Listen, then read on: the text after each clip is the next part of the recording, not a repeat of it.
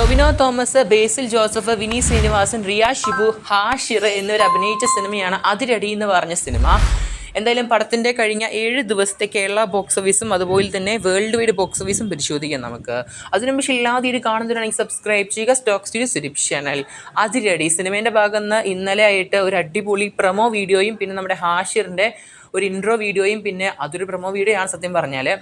ഒരു പോസ്റ്ററും പുറത്ത് വന്നിരിക്കുകയാണ് അതിരടി സിനിമയിൽ കാസ്റ്റ് റിവീൽ ചെയ്യുന്ന പോലെ. നമ്മുടെ ഹാഷിറുമുണ്ട് നമ്മുടെ അതിരടി സിനിമയിൽ.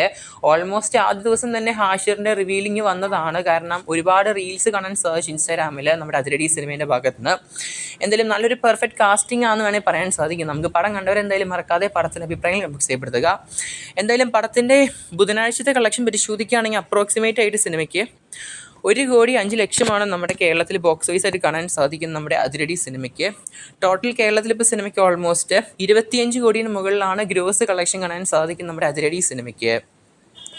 ഇനി സിനിമേൻ്റെ ഇന്ത്യൻ ഗ്രോസ് പരിശോധിക്കുകയാണെങ്കിൽ സിനിമ 31 കോടി കംപ്ലീറ്റ് ആയിരിക്കുകയാണ് ഇന്ത്യൻ ഗ്രോസ്. ഇനി ഓവർസീസ് പരിശോധിക്കുകയാണെങ്കിൽ സിനിമയ്ക്ക് 22 കോടിനടുത്താണ് അപ്രോക്സിമേറ്റ് ഓവർസീസിലെ കളക്ഷൻ കാണാൻ സാധിക്കുന്നത്. അങ്ങനെ വേൾഡ് വൈഡ് ആയിട്ട് സിനിമയ്ക്ക് അപ്രോക്സിമേറ്റ് ആയിട്ട് 54 കോടിനടുത്താണ് കളക്ഷൻ കാണാൻ സാധിക്കുന്നത്.